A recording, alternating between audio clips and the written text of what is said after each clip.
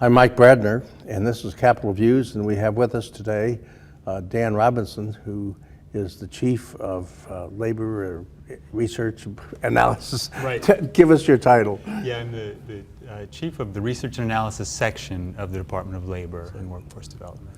And that brings together what kind of information? Yeah, I mean, we produce job numbers, unemployment rates, population numbers. We forecast, we do occupational projections so that the university and training providers can figure out where the growth is going to be.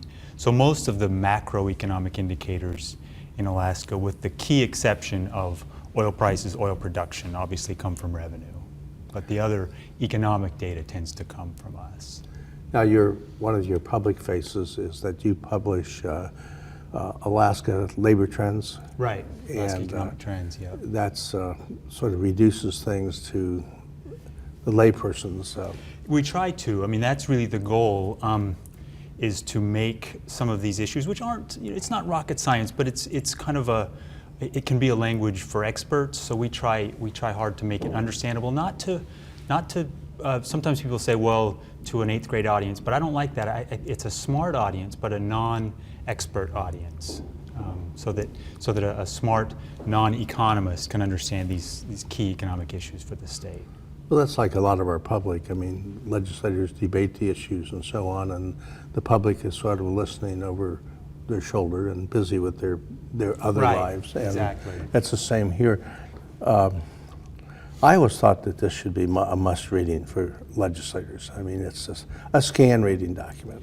We hope, and we try to cover some topics. We do geographic profiles, for instance, and so if you do a geographic profile of an area of the state that you're not interested in, you'd scan that. But we hope there's enough in there that we cover enough different topics that there'll be something frequently for most people who are interested in Alaska, especially Alaska's economy.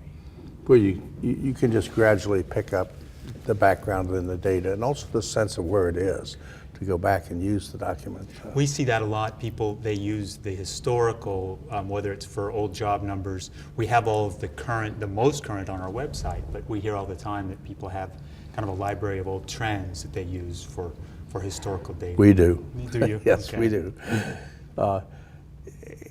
And it's sort of, let me name 3 publications, and it seems to me they sort of fill that basic niche in our information. First, there's labor trends, and then we have the material that is put in very compact reading form with the Institute of ISER, the University Research Institute. Right. And then one that people overlook is Alaska Taxable, that's done by the Community and Regional Affairs. Right. It tells everything. Right, all the specifics, clear to the community level. Yeah, rich source, I agree. So what are the topics in your most recent? Well, most recently, for our January issue, we did our annual job forecast. So looking at what we think will happen in 2016. We've got an issue coming up in February where we're going to look at recessions, defining recessions.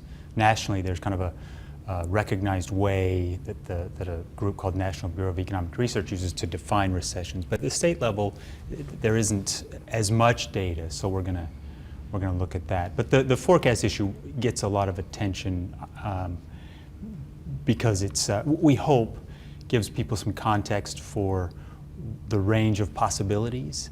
What you hear a lot right now is people thinking that the sky may be falling, that this is, and it's an uncertain time, but by looking at the range of movement over the years and kind of speculating, hopefully with some education about the economic drivers, we hope we bring some,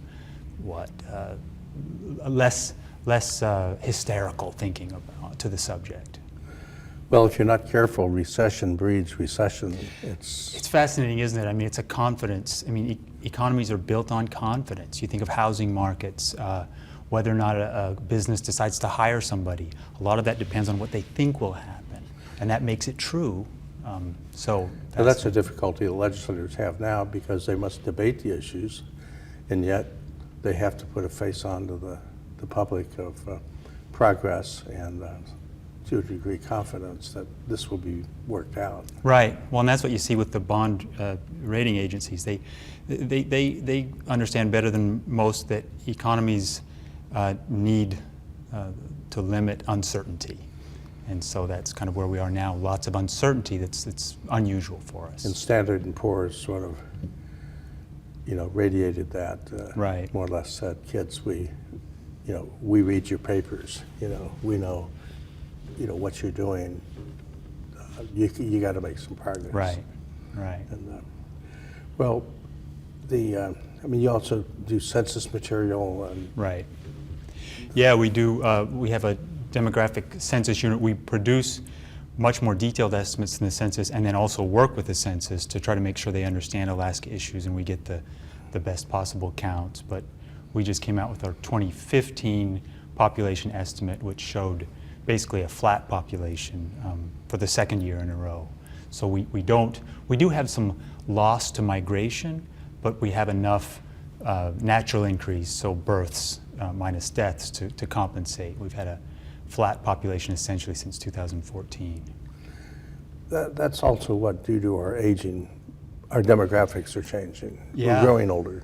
For sure, and Alaska has traditionally been a very young population, so that kind of hits us a little bit harder because it's less normal for us to have the larger numbers of 70, 80, 60-year-olds. We're out of time, and it's been a pleasure to have you here. Thanks, and I very much would recommend your base publication there. Thanks a lot. And I'm Mike Bradner, and this is Capitol Views.